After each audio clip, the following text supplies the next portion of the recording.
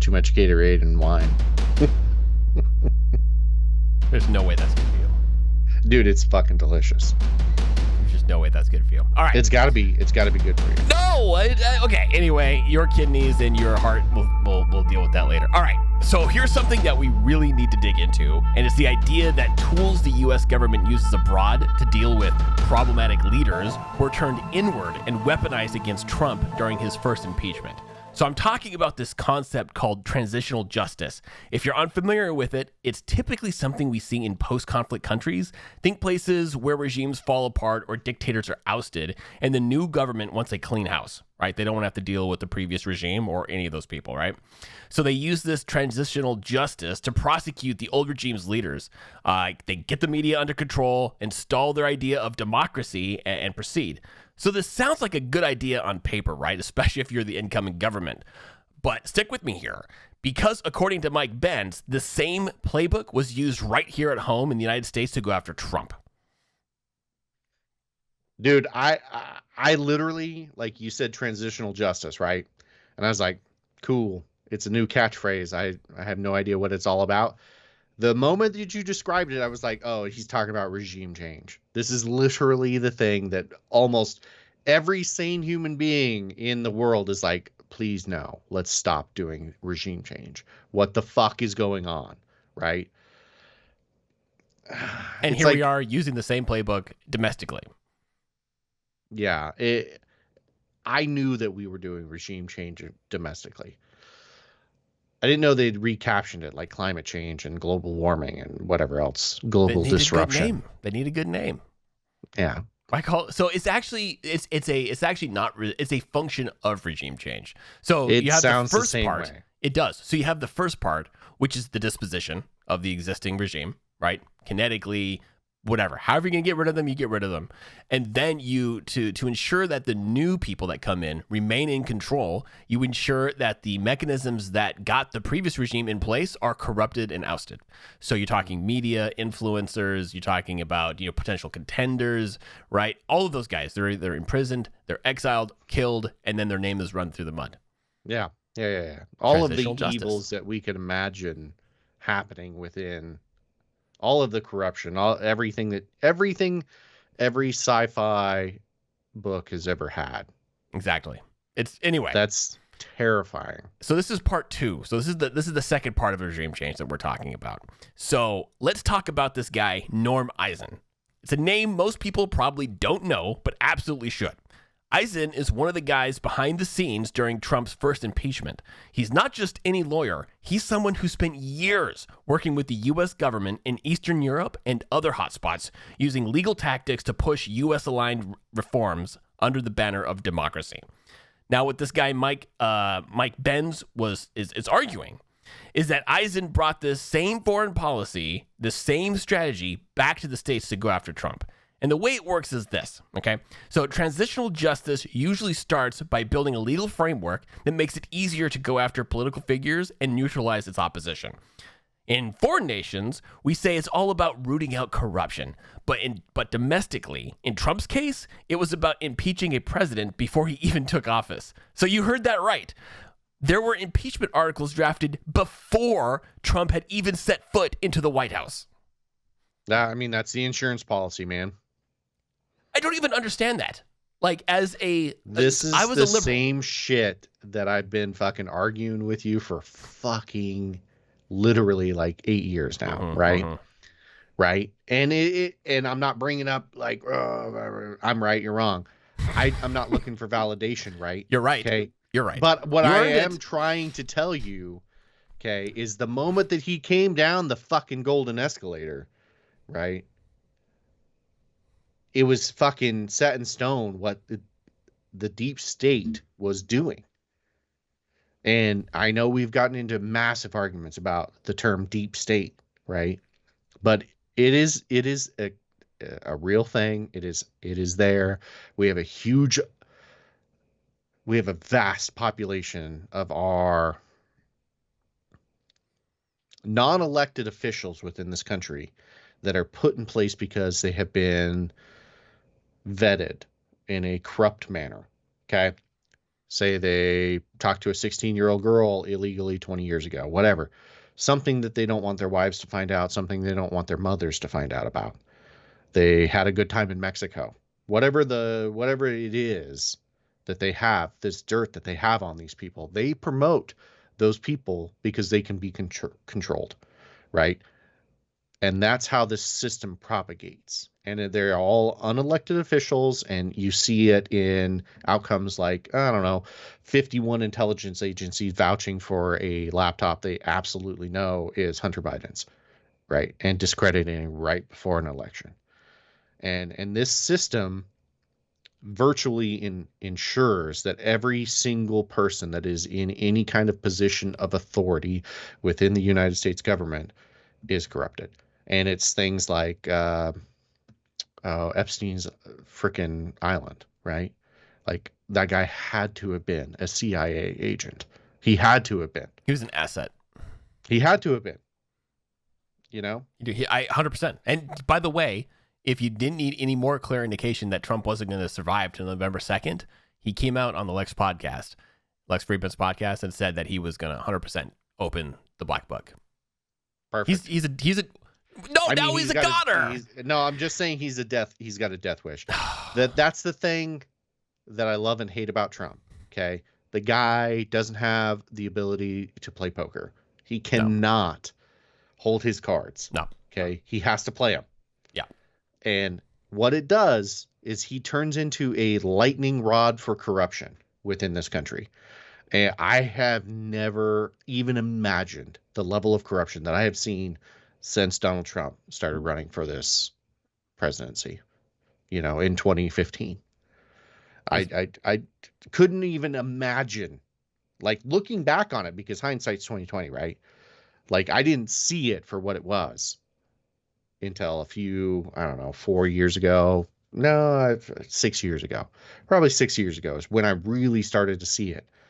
But it was just like every day it was like, here's another thing. And I'm like, what the fuck is going on? There was so much stuff coming out against Trump. It was literally every day. Every week it was something new. And even, to the chagrin now of all of these popular late night, people, these late night hosts who do comedy hosts, they were saying it too. They're like, this week on the Trump files, or this week on Trump, this week in the White House, and they've just re-air it because it was a joke at that point. Right. Anyway, so this is exactly what Benz is claiming, right? Is that Eisen and other key players, they essentially viewed Trump's populism as something dangerous, something that had to be taken down with the same legal tools we'd use on a corrupt leader in a foreign nation. They didn't just dislike Trump, they saw him as a threat to the political order, and to them, the only way to save democracy, was to take him out through this lawfare. Not warfare, lawfare. So what did they do?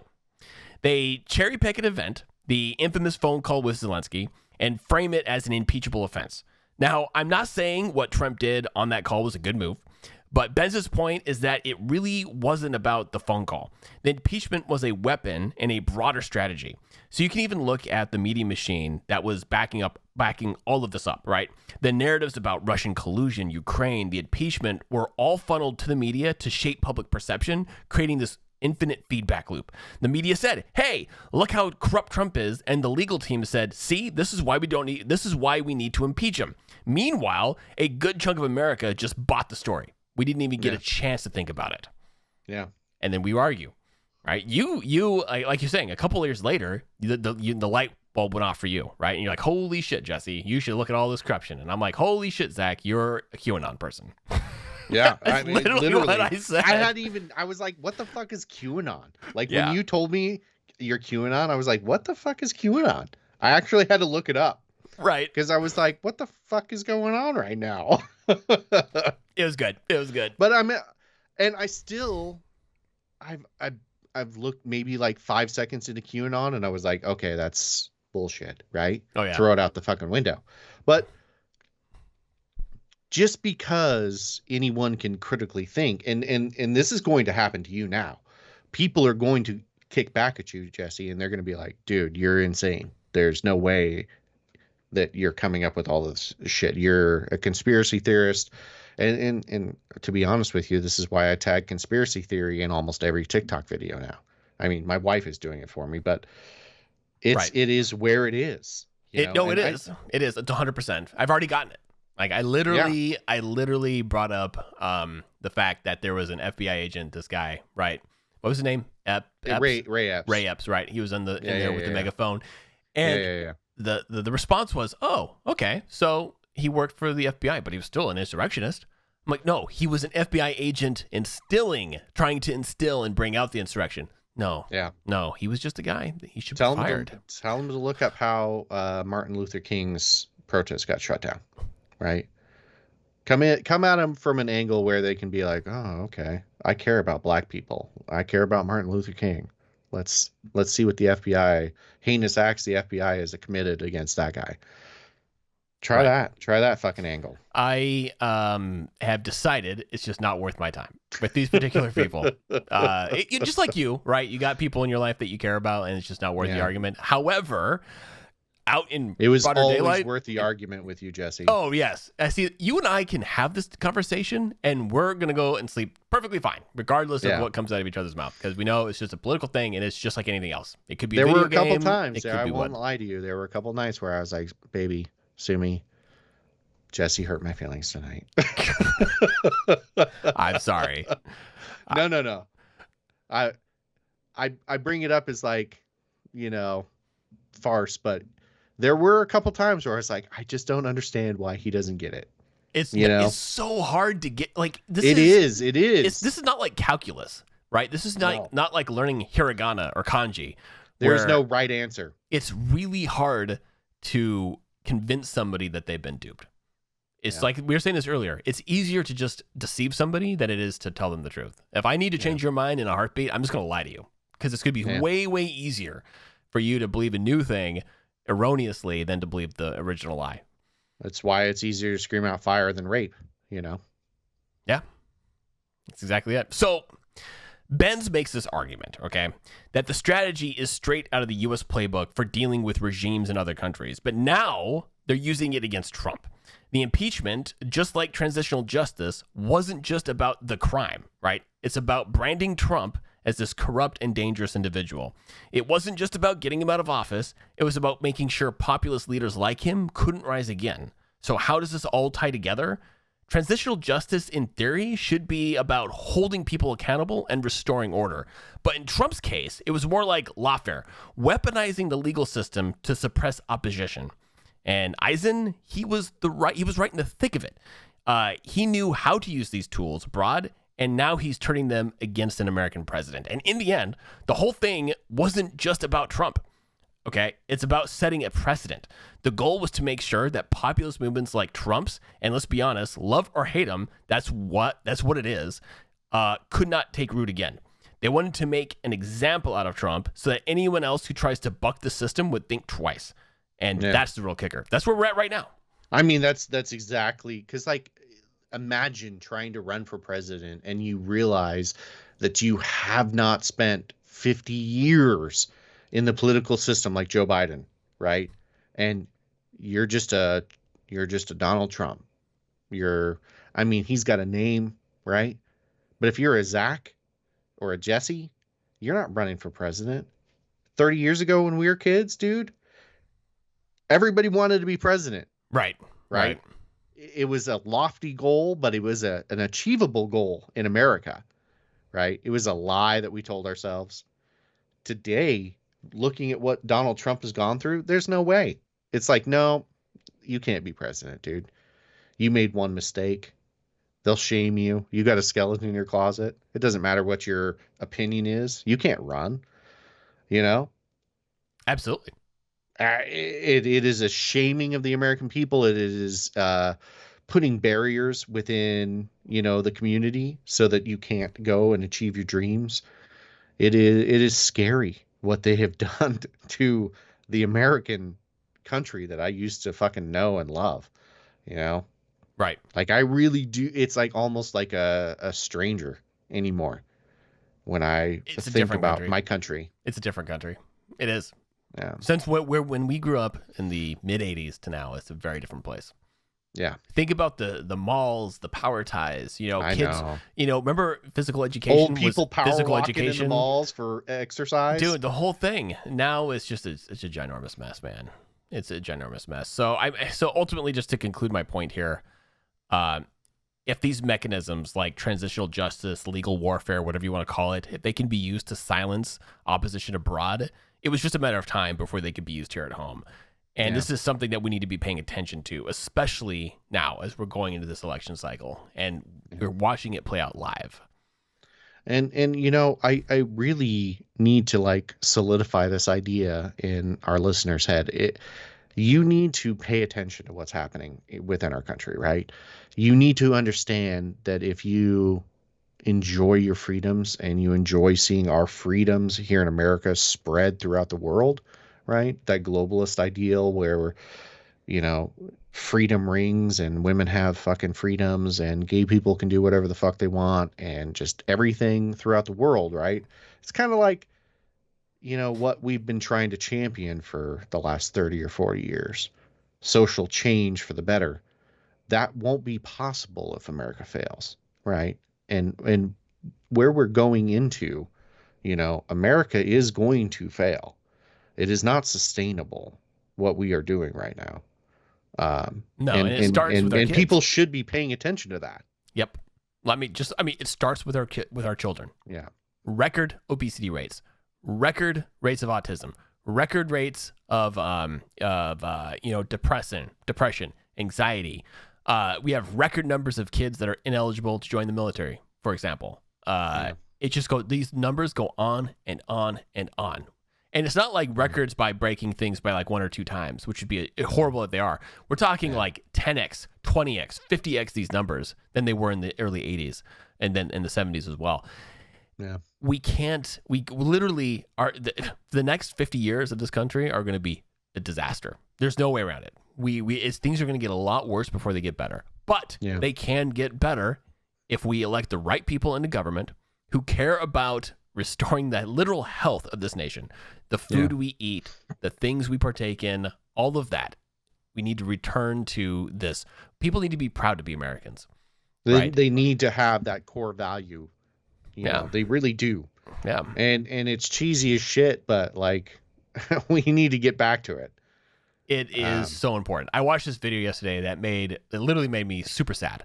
It was a video taken in like the 70s of it was like just random clips of kids in PE just working out. And it was not, these kids, the boys and the girls were ripped, right? They were all in great shape. They're all thin, lean, strong, right? They were doing 7-minute miles. They were crushing it, right? And they all looked healthy and gorgeous. It's like, wow, that used to be America. Then you go look at an American high school today, fat, pudgy kids rolling down the hallways that are distressed and freaked out. They don't know what to think. They don't know what to say. They don't know who they are. Yeah.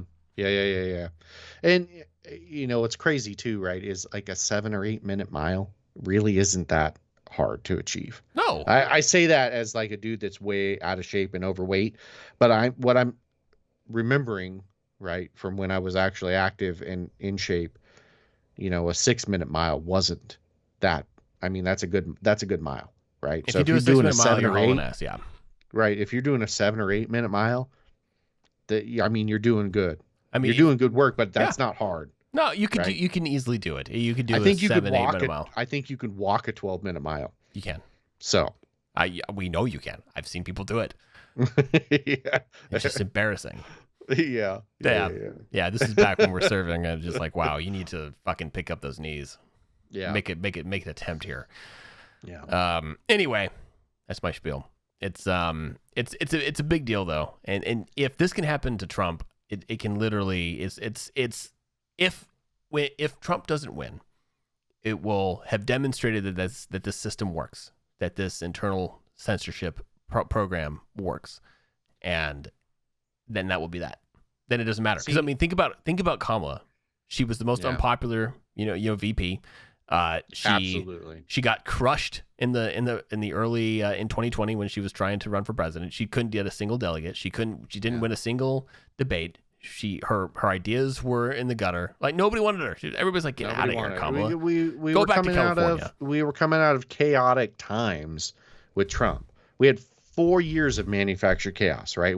These people were literally exhausting the American people. We didn't want anything more, right? We wanted somebody to like bring us back to the center, yes, back to sanity, back to fucking an American ideal, right? And Joe Biden promised all of that. Yep. Didn't deliver on shit. Well, I'm pretty sure he took office and then his brain just started to go. It's my personal. That's because he took office and then Kamala and Jill Biden were freaking running the show behind the scenes, right?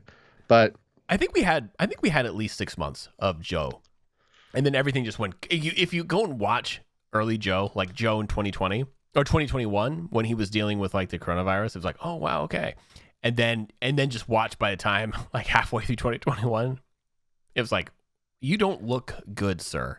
Yeah, I'll go back and rewatch it, but I remember Joe Biden of 2014, 2015. Oh, that was a different guy entirely, yeah. And the Joe Biden 2020. And I'm like, they aren't the same people. You should watch the differences, though, between 2024 and 2021. Oh, those for are sure. Huge. For sure. I mean, it is just as noticeable between the 3 or 4 years that he took office from the 8 years that he left, the presidency or the vice presidency, or came into his second term of presidency, whatever, vice presidency. Yep. I think the merits all demonstrate that he would have been a fine president. There would have been no real big issues with him. Like, he had all the right positions. He had all the right background. It's just like, he just got too old. I mean, he had a storied career. He did. I don't agree with just about anything that he's ever done in his political career. Yeah. Like, literally, we could make a laundry list of everything that he's ever stood for, and I'd be like, nope, nope, nope, nope, nope. He is, it's a law. It's what, 50 years or something like that? The 50 longest fucking years that he's been in political office. He is the Democratic Party, in his own words, right? I mean, he's been there forever. Him and Nancy Pelosi are peas and carrots, and it stabbed her in the heart to betray him the way she did.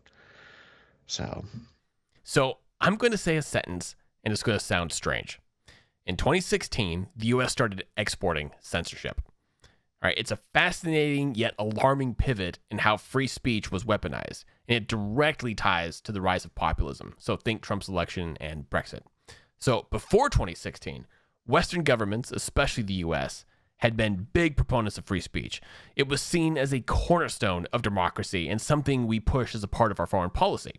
We were out there saying, hey, freedom of speech is what protects societies from authoritarian regimes. It was a tool used abroad to destabilize regimes and encourage dissent in countries like Russia, China, and even parts of the Middle East. But here's where it backfired. Okay, so in 2016, suddenly we see these populist movements gaining ground. Trump's election and the Brexit vote were both massive shocks to the political ecosystem and to the political establishment. The thing about populism is that it thrives on the very principles of free speech and open debate. So regular people, you and me, feeling left behind by the global elite, start using platforms like Twitter, Facebook, YouTube, you name it, to voice their frustrations. They were organizing, they were debating, they were challenging the status quo, and these populist leaders like Trump were speaking their language. And blammo, here we have Trump in 2016. Yeah. And so the very thing that they were using this to destabilize like these regimes, these authoritative dictatorships, right? Right. And then all of a sudden, we were listening. The rest of the world was listening, as were we. We're like, oh, wait, free speech is important. We should be talking. Telegram, Signal, Instagram, not Instagram, WhatsApp were literally developed to circumvent censorship and host these open conversations. And what do you know? Trump's elected president. Right. This nobody. Well, I mean, he's a somebody, but he's not a political anybody.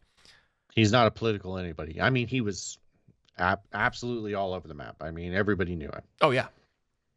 But I honestly don't think there wasn't a single person in America that didn't know who Trump was.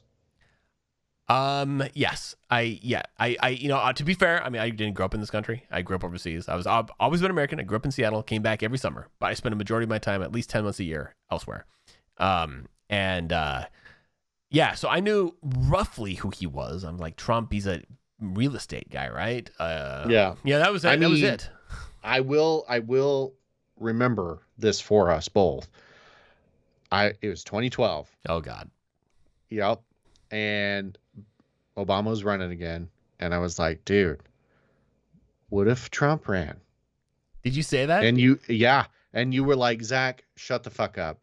You're out of your mind. No way. And we got into a healthy debate because I was like, dude, he's a billionaire, right? Right. Because I probably read a CNN article. Who knows? Yeah, Trump was always floating his name out there. Mhm. He's been floating his name since 1998, right? Yeah. And I was like, I get it, I get why. And for a long time I blamed myself for saying it because I have this thing where I'm like, be careful what you wish for, Zach, But I was like, I really would love to see a billionaire that didn't need special interests to run for president. And then he ran, and I was like, what did I do by wishing for this? Right. Are you also a writer for The Simpsons? I think so. Because like I have told myself, I was like, be careful what you wish for, like 1,000 times. And sometimes I wish for things, and it's just like, yeah. That's shocking. Yeah, I remember he's said, I mean, having looked back into it, Trump 100% has said for years, like you said, since the late 90s, like, hey, I should run for president. I could do a better job. I mean, he was on Oprah. He was on Oprah talking about it. Everybody loved him. Everybody has loved. He's been on The View. He's been everywhere talking about it. Shit. I don't mean, get he was why though. Home Alone. But why is he? I still don't understand. And yes, I saw him in Home Alone. I saw him in all the things. He was always in love with Reagan. And he was always in love with running for president, I but think why do people like him? Like, he's a real estate guy. He's boring. He had political views. He contributed to a lot of charities. He was talking to people. He was very popular. I mean, clearly. He was everywhere. Yeah. He was literally. He was a darling of the United States. He really was, all the way through the 80s and 90s. Yeah, he was. Yeah, I can see the 80s. His popularity kind of waned in the 2000s, for sure. Yeah. He started doing things like WrestleMania and The Apprentice and that kind of stuff. Right. America Model or whatever. Miss Universe, Miss America, all that stuff. He did all that, those modeling stuff. I think so. Yeah. It's interesting. Anyway, it was kind of interesting to see him. Just I'm not really tracking his thing, but there he is. He's everywhere, So I don't know. It's interesting to like look back on time and think about all of the stuff that is Trump and is America, and where we would be without Trump. Because where would we be with a Hillary Clinton? What's for president in 2016? We're sitting here talking about how important it is to elect Trump, right? Because he's kind of like anti everything. But at the same token, I think it might be fair to say that he accelerated a lot of the shit that we don't like coming out of the other side. Absolutely. That's what I was saying earlier in this episode, right? Is that he is a catalyst for the corruption. He does things off message. He does things like uses private fucking intelligence agencies. So that pisses the CIA off. He starts fucking around with the military industrial complex. He starts fucking around with NATO. Who? UN. The UN. Paris Peace Accords. All of it. Literally, he starts fucking with all of it. Because that's who he is. Yeah. That's who he is. Right? That's who he is as a person. He starts fucking with the money, and you see this concerted effort from everybody who has the money, that wants the money to keep rolling into their pockets, going, we need to stop this dude. He is a loose cannon. He sleeps 3 hours a night. He's on cocaine. He's fucking just fucking shit up. Right? Yeah. Yeah. That's exactly it. And they were using, so this is kind of like the point. So up until this point, up until 2016, right? Free speech was a weapon the West loved to export. We wanted to disrupt authoritative regimes abroad, but we didn't think it would come back. And then, this weapon would be used against us. to disrupt the political order here. Populism was a wake-up call that free speech, when allowed to run its natural course, God forbid, can lead to unpredictable results. And in 2016, it resulted in the election of a president who was seen as an anti-establishment and a direct rejection of the elites that had long governed both the United States and Europe. Yeah. What is the president of Argentina? So there's Brazil with Bolsonaro, right? No. He was kind of like he was seen as the populist guy over there, but he was massively corrupt. He was just oozing with corruption. At least that's, you know what? I need to go look into this. I need to go look into it because that's what I was told to think. And so that's what I think. But I actually don't really know the policy and history of Bolsonaro. But I should probably go look into that. This Javier Milei, right? I don't know if I'm saying that right. I'm sorry, dude. All I'm saying is this guy, he's got crazy hair. He acts a lot like Trump, but like the Telemundo Trump. Right? Yeah. And Trump is the Telemundo Trump. So it's like the days of our lives Trump. Yeah. But I mean, this guy is all over the fucking place. Okay. And he is transforming Argentina.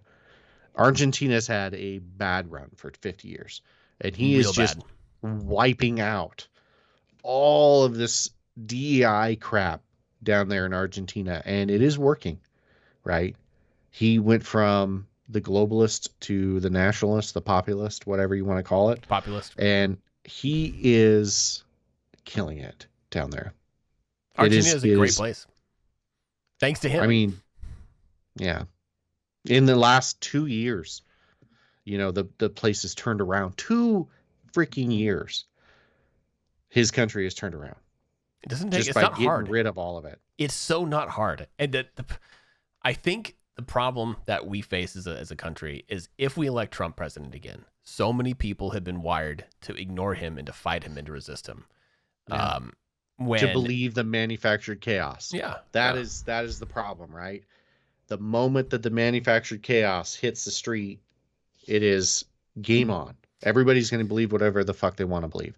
I have a lot of really good friends that I just have a hard time having conversations with because they're just like, what about this? What about this? What about this? My dad does that shit, you know? And I'm like, dude, get away from the mainstream media, read some of the shit, have a conversation with me. Let's talk it out.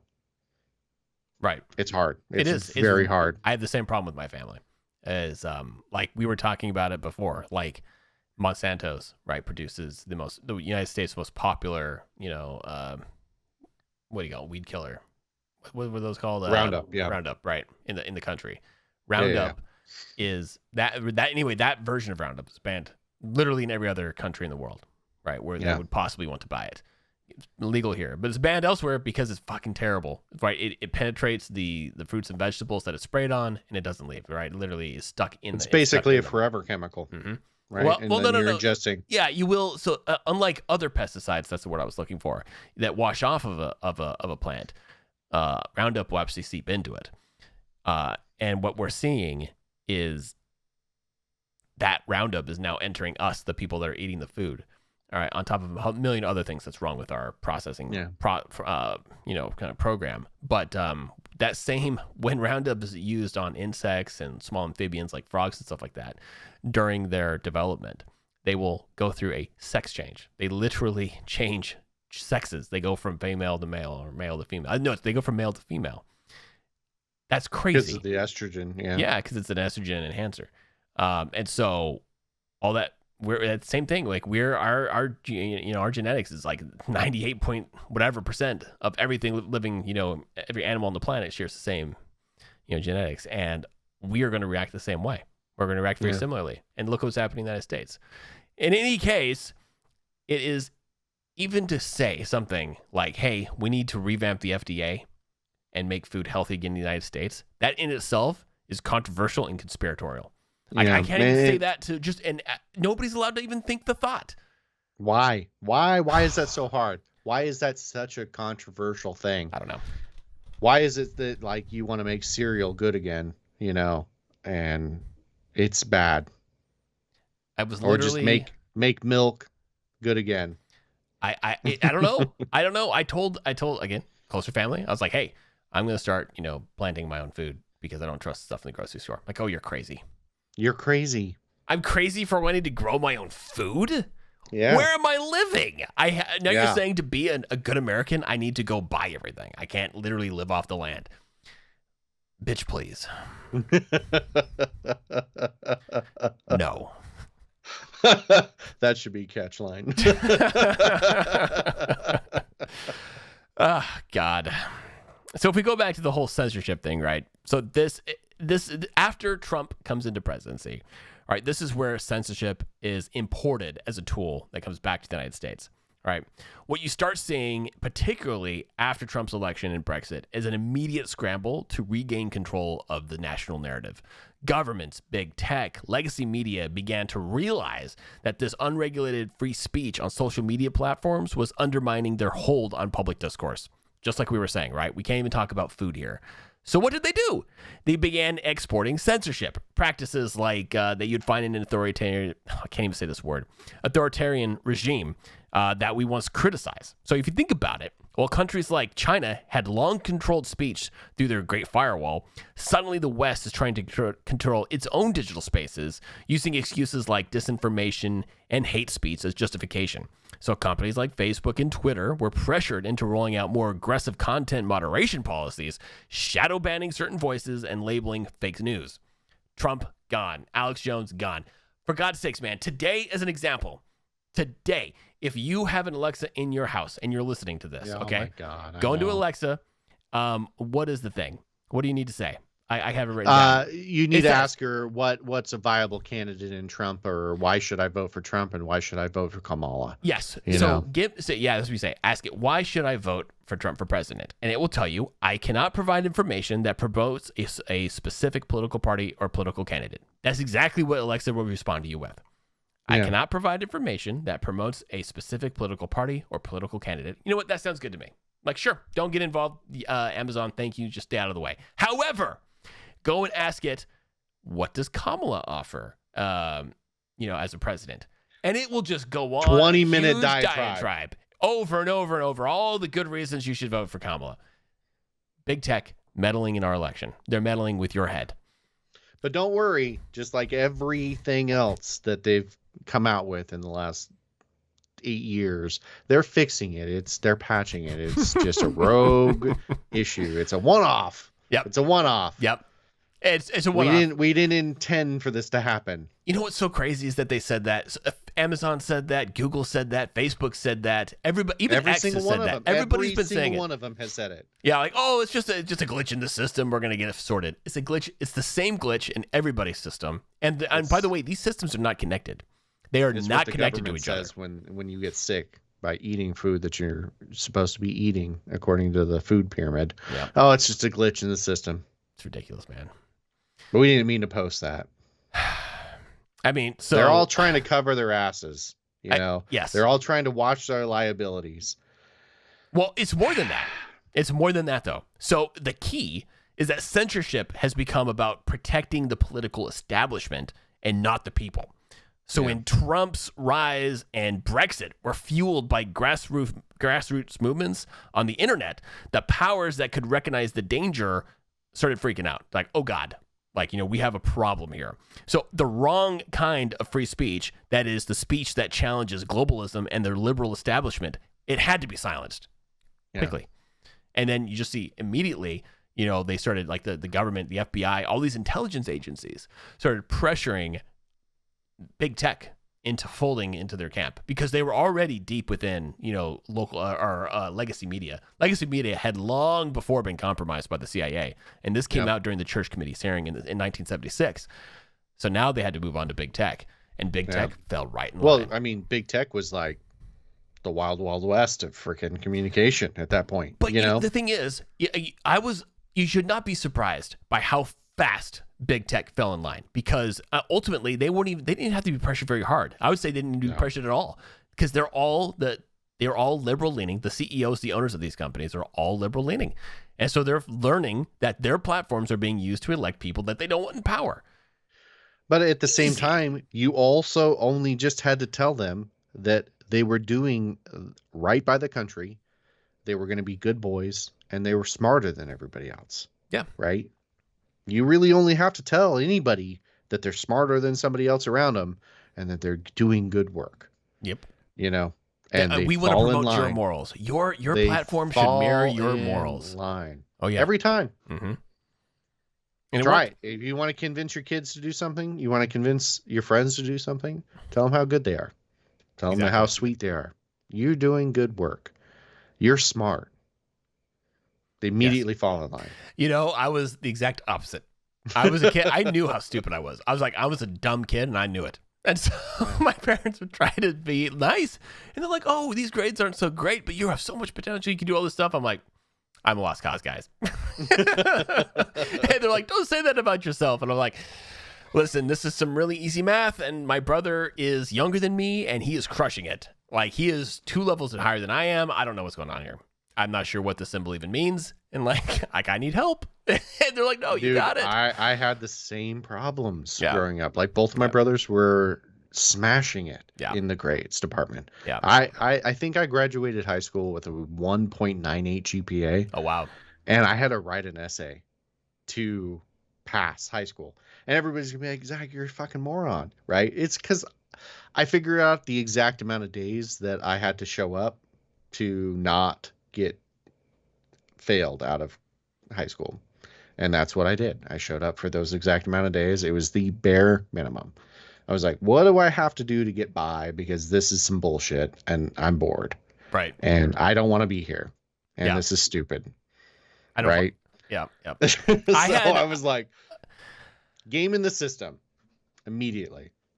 I had a different story in that I was going to these private schools all over the place, right? Again, I grew up, so my parents worked for the Department of State. I went from country to country. My dad built embassies, okay? And he's just a contractor for the government, aka making minimum wage. Not minimum, middle wage. Middle class. We were right in the middle, okay? Yeah. But because we were going from country to country, we always had to go to like an international school, which were always the private schools, which were always super expensive. So if you were to go there, if you had to pony up the dough yourself, a lot of the times it was like 10,000 USD a semester. So very expensive for like middle school and high school or more. So I got to meet, like, I was hobnobbing with all these elite kids. I would have a birthday party and kids would show up and just like give me like $500. Here's $1,000 and be like, holy shit. Right. And they're like, do I have to give this back to you when your birthday comes around? Right. I didn't know what to do with it. And my parents were like, that's ridiculous. They were surprised too, but they knew anyway, it doesn't matter. So fast forward, I managed to actually correct my education. Right. So I'm not quite as bad. I'm like I think my GPA was like a 3.3 is what it was at the end. But I had to show up after school every single day.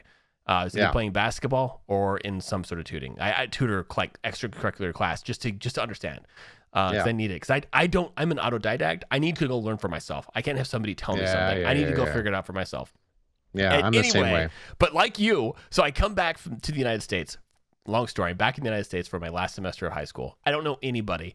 I managed to meet up with an old friend who is basically failing high school, and he doesn't give a shit. And I meet up with another guy he's another tall dude. You would love him. And he doesn't even have a 1.0, right? He's also failing. And for whatever reason, the principal of the school is like, Jesse, you just came from a really strange international school that doesn't even have any similar curriculum. I don't even know how to read your transcript. So, and he's telling this to a 17/18. I'm almost 18.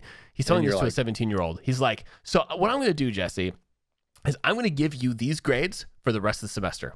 So pick the classes you want to go to the classes you want, and just stay out of trouble. And you're going to get this exact grade at the end of the year. I'm like, wait, so I don't have to do anything? And he's like, not really. Just be a good boy. I was like, just okay, be a good boy. And these two guys who had nothing better to do, and I had a car. Okay, they're like, hey, let's drive 3.5 hours to Spokane, like on a Tuesday. I was like, let's go. And so I was literally in school maybe one day a week. I'd show up for lunch. Yeah, it was really weird. It was a really weird way to end high school. And then I immediately went to high school, went to university, and dropped out. I made it all of like 2 semesters or something like that. I don't know. I mean, college is hard, and going back to school as an adult, like actually having, work experience under my belt, I took it completely differently. That's how I graduated my 2-year college associate's degree with like a 3.98. I was so pissed about that B. I was so close to a 4.0, Yeah. so close. And I tried so hard. Yeah. Fucking introduction science. Dude, for me, it was, I started programming in 1996. Okay. With Visual Basic. Damn. Okay. I get to college in 2003, and they're like, and mind you, before I was in the United States, I was in a country called Ivory Coast, and I was taking advanced placement computer science. And for my project for the first semester is I wrote a video game in DirectX 7, okay, which is in C++. So I was doing video games and playing with visual and graphic drivers. Okay, now I go to this class and I couldn't pass out of it. I couldn't pass out of CS 100 or 101 or whatever it was, computer science 101. And this teacher's literally sitting there telling me these things. I was so bored. I fell asleep in one class. I was also sick, but I fell asleep and I woke up the next morning, like really early. It turned out I was really sick. And somebody was waking me up. I was like, dude, I've been here for like 13 hours. Like I was passed out on there was no way I was going to make it. And so the dean was like, do you want to be here? And I was like, I'm joining the Coast Guard. Yeah. And off I went. Like it was great. It was great. Okay. I mean, go ahead. Yeah. No. I was just going to say, I remember wandering around downtown drunk one night, and my mom had to come pick me up because I was like, I don't know where I'm at. Mom, you got to come get me. And she's giving me this fucking so huge proud lecture. of my boy. So proud of my boy, right? Right. She's giving me this huge lecture. She's like, you got to go and do something. I just watched a commercial for the Coast Guard. Sign up. They have an IT program. I already looked. I was like, okay. And that's how I ended up in the Coast Guard. Nice. Yeah. Stupid. It was no. Everybody else in the Coast Guard was like, I want to serve because this is right after 9/11, right? Like I joined up right after 9/11. It was 2003. It was a couple of years, past. But everybody was like, I want to serve my country. I was like, I just needed to get out of my small town. Right. Yeah, I definitely did not. I was all about the mission. I heard about. I knew people in the Coast Guard and the things that they did. And I was like, damn, that is awesome. And I was like, what a better way? Like, I don't want to I have a lineage. Literally, you can trace my background all the way back to the Revolutionary War. And I was like, I need to keep the momentum up as the firstborn, and I'm gonna join the Coast Guard. Like, we haven't done that in this family yet. We have Marines, we have Army, Navy, Air Force, everything, but no Coast Guard. It's like I'm gonna do that.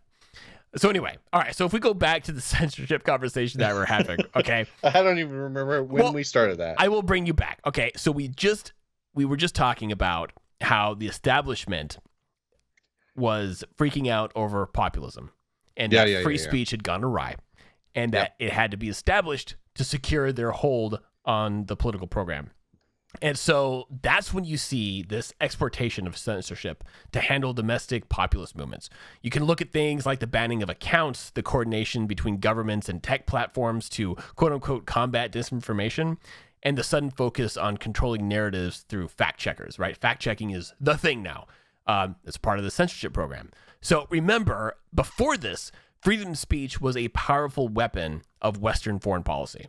It was seen as a tool to undermine authoritative regimes all across the world. But in 2016, when free speech backfired and led to the results like Trump and Brexit, suddenly the same elites who championed it began looking for ways to shut it down domestically. It's why you see this shift in big tech and governments working hand in hand to regulate what can and cannot be said online. And it's all under the guise of protecting democracy. But really, they're protecting themselves and the very democratic forces that give rise to this populism. Yeah, that's, it absolutely makes sense. And it makes me sad that, this globalist elite that pushed this, propaganda upon us and everyone else throughout the world. You saw it with Hollywood, you saw it with the movie industry or the music industry, right? It was kind of like pushing our culture within the rest of the world. Kind of backfire on us, and the pendulum swung backwards. I don't know. It makes me sad that, greedy ass rich people are the ones that are fucking pushing this shit. When I just thought it was cool music and freaking I loved movies Right. as a kid. Yeah. Yeah. I mean, it's not lost yet, right? Even though, what was the guy's name? Pavel was just arrested in France, right? Whatever his last name is, I can't remember. But the guy who, the owner, creator of Telegram, right? Which is literally one of the yeah. So for those of you who don't know, Telegram is used all over the world to avoid censorship. It's really, really popular in these in dictatorships in countries with no democracy, in places where free speech is not allowed, and it's a way for people to coordinate, to communicate, to do whatever they need to do to kind of like avoid the big hammer of daddy government. And guess what? This dude was arrested in France for a whole bunch of reasons. The French government was like, we need to arrest this guy because he's peddling child pornography on Telegram. No, okay, there might be, those rings might exist within Telegram, but to go and arrest this dude who's providing this service to the world makes zero sense. Apparently now, I mean, for the same token, we should be arresting Mark Zuckerberg, for all the stuff that's on Facebook. He needs to go to jail. I mean, Britain wants to extradite Musk, so. Yeah. Well, yes, and Musk would be another great example. Musk is basically, he literally told, I can't remember who it was. It was one of the commissioners of the EU, to fuck right off. And it was so amazing. Dude, I was so proud to be an American in that moment. You're like, get fucked, Europeans. Let freedom ring right there. Yeah. Right? Yeah, no, and it's not my fellow Europeans. You guys are under the same, you're under the same anvil, right? That we're kind of dealing here with Harris. We're talking about politicians. We're talking about, we're talking about the big dogs. We aren't talking about mom and pops. We aren't talking about the common people. No. Never am I going to advocate for the common people being told to shut the fuck up. And right. You're wrong. No, not at all. So, I mean, I think I have. If we want to draw this all back together, we were talking kind of about, populism. The counter to that is globalism. Right. So when did you switch between populism and globalism? Because I know you've been a huge globalist for a really long time. What was the driving force for you to switch? So for the longest time, I grew up, as you would call, the term is a world traveler, an international citizen. I believe that's the terminology you've used with me for a long time. That is the name they give people like us who just grow up literally spending a year at a time in a country before moving on to the next, right? We have no identity. Yeah. We don't have so anyway, it's very easy when you're doing that, when you're growing up around, you're meeting all these different peoples and cultures, interacting with these ethnicities, to think, oh man, how great would it be to come together, just to be one. Like, look at this. I can exist in this country, in this country, in this country, in this country, and I learn so much from all of them. And so, yeah, it's just natural to want the world to come together, right? It's a beautiful idea. Yeah, for sure. On the surface, it is. It is. But just look at what's happening in Britain right now, right? They have been importing all of this culture in this tiny little island, and typically in the southern, industrialized regions of, London and whatnot, right? You have a huge population in a small area, and they're super, super diverse. And what happens when you put a bunch of diverse people next to each other? They clash. It's just the way it is. It's just people are people. People have their own identities. And so I started switching back to populism after coming back to the United States and really witnessing that. And you're seeing it all over the place. I have nothing against any religion. I really don't. But to think that it's a good idea to put Christian and Muslim communities right next to each other and integrate them, it seems silly. It's like for years and years and years. Integrate them. Right. Like these communities, these ideologies have been at war for thousands of years. And we're all people. I get it. Like, but the thing is like, people are not rational in large numbers. We're rational and small. Two, a Christian and a Muslim could sit down and have a conversation. 100 Christians and 100 Muslims coming together, there's likely going to be sparks, because in those people, you're going to get a mob mentality. It's just human psychology. And so the United States represents a lot of great things. All right. And one of the great things we represent is the power of America, the power of our industrialization, like how we come together culturally, how we come together, even spiritually, right? Everything about this country is really, really unique, and we're big enough and we're spread out enough to really have all these different ideas. And because we're all spread out, we're not forced to deal with each other. Somebody in New York doesn't have to deal with somebody in Savannah, Georgia. They're allowed to exist, and because we have these states, we have a state system, and not this one. Don't even get to me. I know. We'll talk about it later. You're getting dangerously close to that. I know, but because we have states' rights, it does create a segmentation for these people to have and express their own ideals. And they don't have, and they can go to a state that best represents them, and they can live harmoniously amongst themselves. Right. And anyway, when you try to tear that all down and you try to make Europe like the United States, and the United States like Europe, and then integrate Canada and Mexico, no, it doesn't work. We need to be unique. We need to have our identities and that's why diverse of thought, man. Diverse of thought is amazing. And all of these little cultural differences that make up the world are amazing. And we really shouldn't try to whitewash that. No. With globalism. Because, really does to come down to kind of whitewashing. Not necessarily white people, but literally, the classical thought of whitewashing. When you take all colors and you put them in the same, in the same cup, what happens? It just turns into this murky gray. It's just ugh. Right, it's not a pretty color, but all the colors amongst themselves are pretty, and that's that. Think about music. Just music in this country is amazing because of how ethnically diverse we are. Right, don't get me wrong. Food too, man. The black culture in the United States is the primary producer of our music because they're so fucking good at it.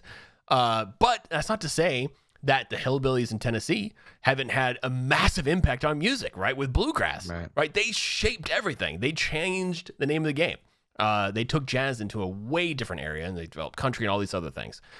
They massively inspired rock and metal, and so both white and black people have massively changed music in this country, and we wouldn't have that if we were all forced to be the same. Yeah, we'd have something terrible. It would be terrible. Yeah. We would have nothing but smooth septic jazz. System. Elevator. We'd have Kenny G. Kenny G on every radio. Get out of my head. Oh, I'm sorry, Kenny, but you deserve it. It's glorious music if you just want to fall asleep or ride an elevator. Right. Oh, goodness. So I guess what we could do here, if you're up for it, is we Let's do it. Yeah, so we could talk about the battle really that's happening between populism and globalism. So it's a topic that really encapsulates what we've been talking about here, and is much of what we've seen shaping this political landscape, especially in recent years. Yeah, let's get into it, because I just don't. I get, the let's come together and kumbaya and have a good time, but I also absolutely do not want the UN running everything, right? Because I don't want a situation where the UN is a bunch of pansy ass fucking bitches and they cater to China, and now all of a sudden we have Chinese idealism running the world. I don't want that, I genuinely love American idealism running the world, because we just do it better. I'm sorry to say. I'm sorry to the rest of the world. We do it better here. Okay. We have a lot more freedoms. We have a lot more thoughts. We have a lot more innovation. We just do it better. Okay. Obviously, our corruption runs really deep, though. Really bad. American imperialism is a disaster on this world. It has been disastrous. But our idealism and our freedoms and our innovations, we have changed the world. You can look at the last 60 to 100 years of American innovation, and we have 100% revolutionized this world, right? Nobody can argue that fact. I will fight you. I know certainly. We're about to do it again with AI, by the way. That's what I'm saying. It's there. You can look at any aspect of your life in any country, and you can say, America put that there for me. Microwaves, refrigeration, industrialism. Right. Yeah. We Pick it. our Pick broad. anything. It's America's super broad. put that there for you. The backpack. You're welcome, motherfuckers. Yeah. That's why we say USA is number one. We put that there for you. Okay. Yeah. And you perfect segue into the very first point, right? Is that populism at its core is all about the people. It's the everyday citizens who feel disconnected or disenfranchised by the political elites, by the establishment, or by systems that they believe no longer serve their best interests. And so populists seek to bring power back to these people, often through charismatic leaders who promise to fight for, this forgotten majority. Think of people like Trump, or even movements like Brexit, which we've been talking about, which reflect deep discontent with the way things have been run and dominated by technocrats and these global elites. We hate it. We're all over it. We get it. We can't even what just happened recently. We uploaded a video onto TikTok and we were immediately censored because you used the word penis, right? Yeah. Dude, I'm going to tell you right now, the TikTok filters are ridiculous. Yes. I'm like, dude, when did we become children? Why can't your algorithms just get rid of 18 below? Right. And just, oh, sorry, you're rated R. I'll take that. Sure. Give us a rated R. Yeah. Give us a rated R. Don't mute us. And so that kind of censorship is whatever, right? That's just really oddly words are censored. And then what happened with our very first podcast, our second podcast that we uploaded to YouTube, we were talking about COVID, immediately deplatformed. Well, we weren't completely deplatformed, but just the popularity, we were taken out of the algorithm. We were already right flagged. Out. Yeah. And you can see it in our views. You can see it in our views. We literally, all I did was show that the NIH had studies from 2005 showing the effectiveness of hydroxychloroquine on COVID, SARS, and MERS viruses. Yeah. It's just public information. You can go there right now. It's there. But because it doesn't pander to the globalist view on COVID-19, we were immediately put in the gutter. We were shadow banned. It's stupid. And so this is what we're talking about. So on the other hand, we had this globalism. So globalism is rooted in its interconnectedness, right? This economically, politically, culturally. It's the idea that in a rapidly shrinking world, our challenges and opportunities are best handled when we work together across borders. So supporters of globalism argue for free trade, open borders, multinational cooperations to solve issues like climate change, migration, and global security. And it's often framed as pragmatic, forward-looking, and modern. So this is why it perfectly panders to this left audience, this modern left audience today. We're smart. We are forward thinking. We should bring the borders down. We're progressive. We want to merge the world together and give everybody a big giant hug with our mouths. Right. And it's I'm not sure. I have yet to come across a good series of talking points that works when speaking with people who feel this way.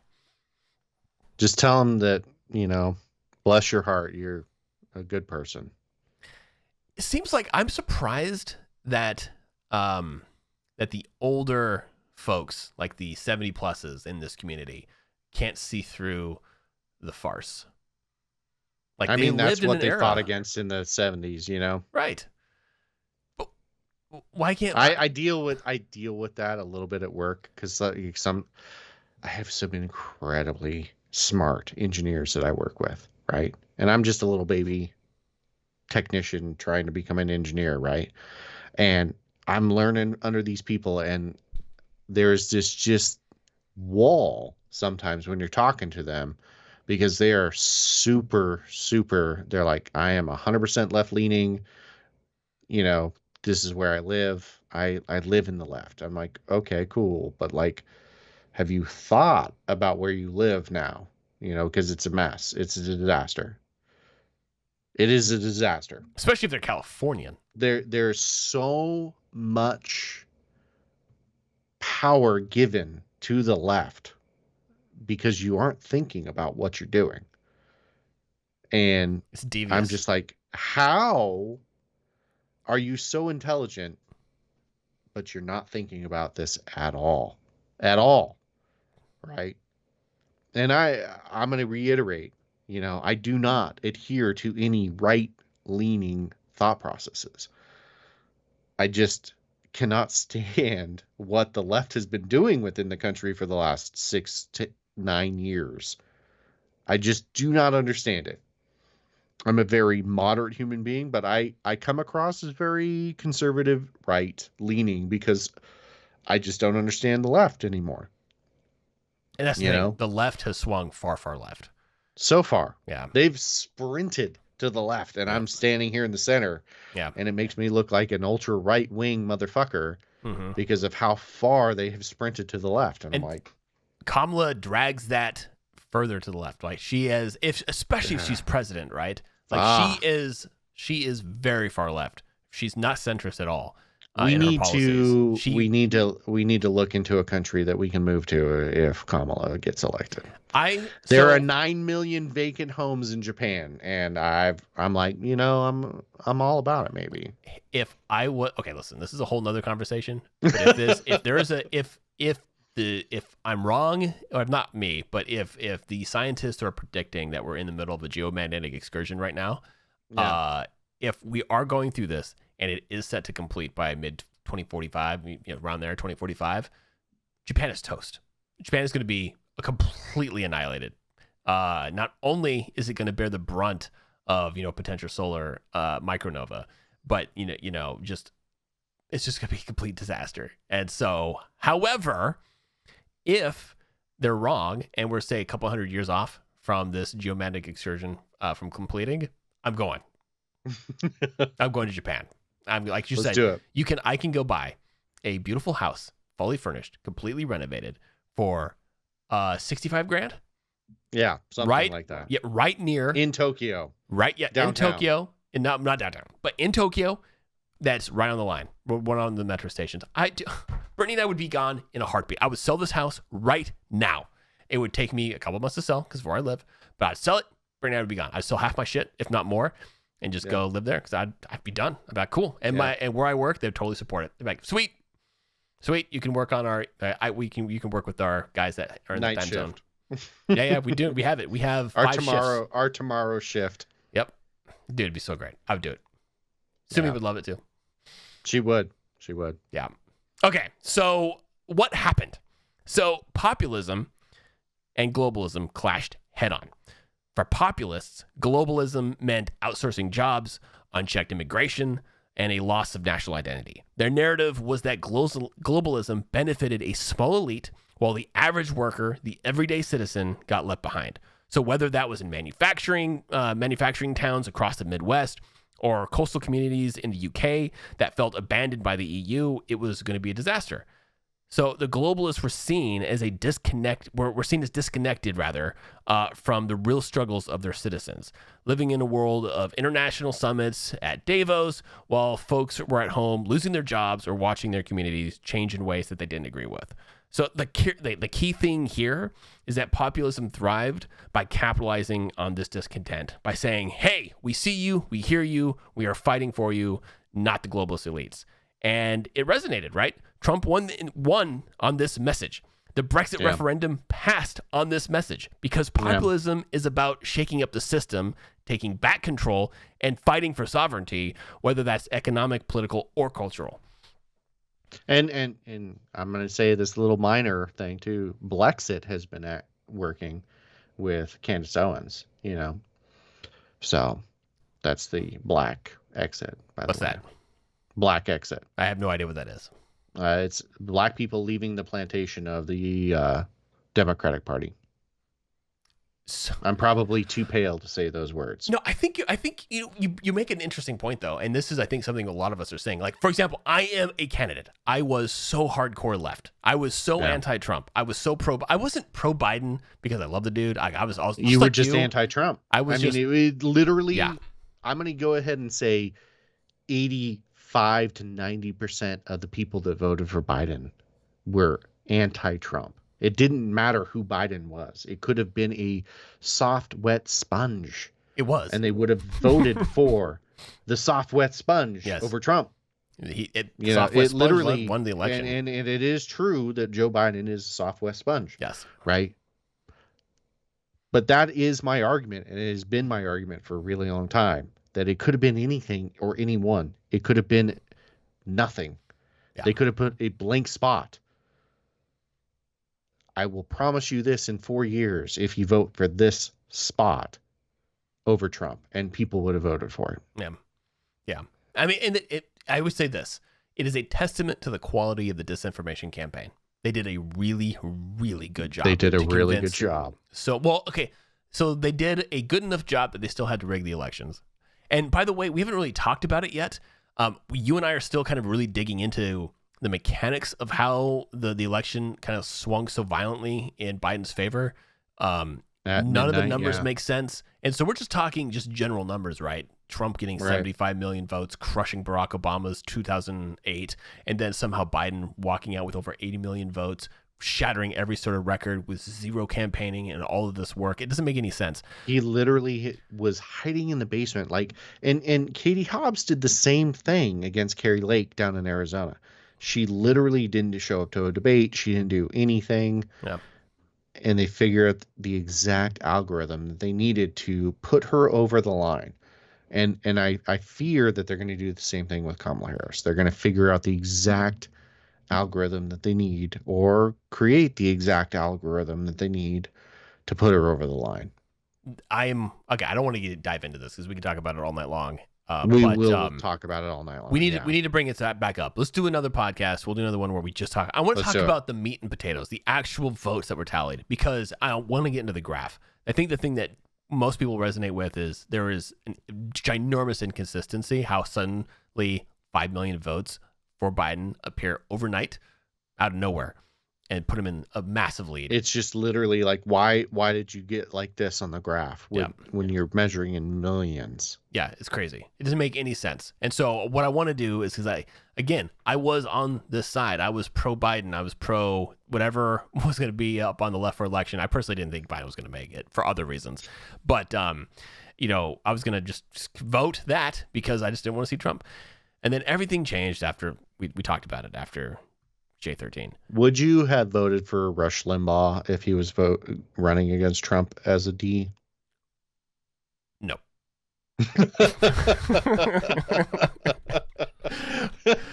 I would have pulled the Zachary Abenhauser and voted for Jill. Libertarian. Yep, I'm gonna go. All right, Jill. Green Party, let's go. Let's go, JoJo. Okay, so let's flip the coin. Okay, so now globalists, in response to all of this populist movements, they're like, well, wait a minute. All right, the world is interconnected, whether you like it or not. Isolation isn't going to solve our problems. Trade is vital. Cooperation is key. And yes, while we need to address the concerns of those left behind, pulling away from the world is not the answer. But that clash, the populist cry for sovereignty and the globalist call for interconnectedness, created this major political divide. And we're still seeing it today, right? And so make no mistake, this isn't just about economics or politics. It's about identity. It's about who gets to decide what your country stands for, who gets to participate in the future, and how we navigate the complexities of modern life.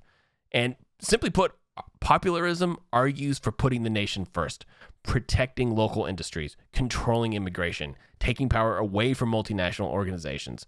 Globalism, on the other hand, sees the world as a network of countries that need to collaborate on issues that no one nation can solve. That's what they want to tell us. Yeah. But the United States, here's the thing. I think that might be true if you're any other country in the world but the United States. If you're another country that is not the United States, consider partnering with your peers because you fucking need to. You're not the United States. You're not the world superpower. Right. I'm sorry, but we don't need you like you need us. You were just saying it. Right. We have SpaceX. Look at what SpaceX did overnight. They have how many hundred satellites in orbit that are now feeding internet to the entire fucking planet. And one American company did that. Right. One. Innovation, baby. We did it. Okay. Well, Elon did it, but he claims American status. So let's go. Guess what, baby? That's us. That's a win for us. It is. And same team. Yes. And so we need, from a populist perspective, we need to protect this ingenuity. And if we just open the doors and let chaos run into the streets with fentanyl and drug abuse and what have you, we're going to lose it. People like Elon aren't going to want to come here. They're going to be like, yeah, this is fucked up. I'm staying here in South Africa. Exactly. I can deal with the gangs in Pretoria. I can deal with the corruption in Cape Town. I can't deal with American fentanyl problems. Like, I will go walk in a park and kill myself because I step on a needle laced with 2 grams of fentanyl and I'm fucking dead. Well, right? I mean, you saw the 49er player, right? That got shot in the fucking chest in the last couple of days. Yep. Just minding his own damn business. You know? Who wants to come to this country if we're like this? Yeah. Nobody. I'm not proud. I'm not proud of where we're at right now. We're a fucking disaster.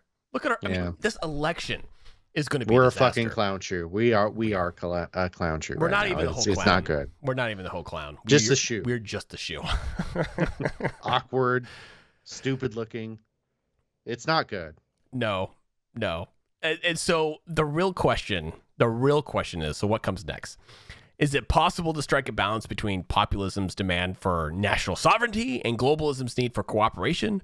Or are these two forces destined to just keep pulling us in opposite directions? Because if we face it, both sides do have valid concerns.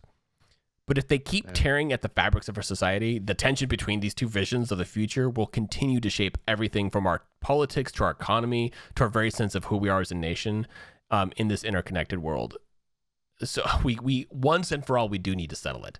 And honestly, that's why I'm voting so heavily for Trump, because I want to come back to America, baby. Right. I honestly think that there is a beautiful thing about some globalist initiatives, right? Working together, creating trade, creating peace, that is a beautiful ideal, right? Where we can all work together and trade and have a good day. That's beautiful. It is. But we should also think about the beauty of another country's culture, right? You don't go to Rome to eat a hamburger, right? You go to Rome to see the Colosseum and eat amazing Parmesan, right? Yeah, it's just the way it is. You don't go to Tokyo, right? To frickin', you do not go to Tokyo stupid, to have pasta. Some stupid American frickin' drink. You don't do pasta in Tokyo. I'm telling you this right now. Right. Sushi. So, there is just this amazing thing about these national identities, the things that make a country special, that we should hold in some reverence, right? But also allowing global tourism and international citizens to thrive is also a good thing. Tourism brings a lot of money to some of these countries. It really does. And those things are good. So I think there is a really nice balance that we could be achieving without the WEF freaking putting their dicks on everything. That's a whole nother conversation. The World Economic Forum is out of control. That's where the problem is with globalism, is the WEF and UN and WHO and all of that crap. Have you been following the WDF and Go Gepley Teppy, whatever, that massive? No. It's a disaster. It's a complete disaster. I was seeing something about freaking. I'm not going to actually bring it up because I don't want this on record anymore.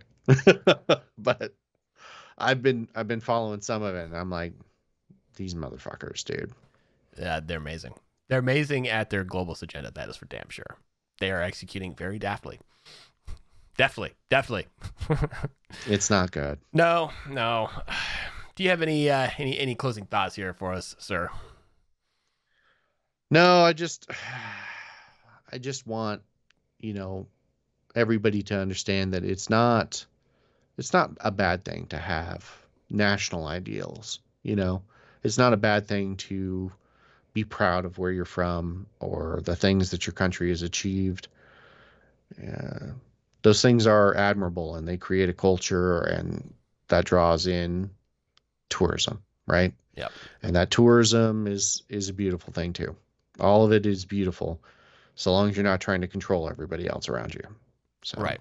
I think it's where I stand at. Yeah, I would. I think I largely agree. I think we should, local government should be populist, and then we should use again, our foreign policies to interact with us in a more globalist way. But they should only be in foreign policy. Just we should absolutely strike the right balance between trade and any sort of immigration. Make sure Yeah. But other than that, every country should be trying to be the best that they can be while maintaining Absolutely. their language, identity, like you name it. Yeah, that's where I'm Yeah. at. And I've showed you the gumball argument, right? Before for immigration. Mm-mm. I know we've had this conversation, Jesse. We probably have. Anyways, there's this gumball fucking theory, right? And this is like literally 12 years old. Okay. Basically, the dude throws a gumball in a dish, it dances around, and he talks about population. It's like 1 million people, and how you can't fix the globe by immigration, right? It's easier to invest in a community locally and grow that community and let them grow their own businesses and create stability within their countries. So if we wanted to fix El Salvador, right, which they've been doing a really good job the last couple of years about fixing themselves, but let's just pick them. And we decided that we wanted to pump a little bit of money into the government, and they created some kind of stability within their government. Like, that's the best way to fix a country instead of importing a mass amount of people from their country, further destabilizing their country, further making it impossible for them to succeed. So you need talented people to stay in the country to help fix it. If they all to just create leave, businesses, if they all just leave the United States for life, for a better opportunity, they're going to find it, but that will not be realized back home. I'm sure they'll send some money back, but it's not the same thing. They'll be janitors in America when they could have been entrepreneurs and world shakers in their own country. It's very true. So that's my last thought. That's where I'm at. Yeah, there you go. Well, I appreciate the conversation tonight. Same. I do. Well, till next time, have a good one. Later, buddy.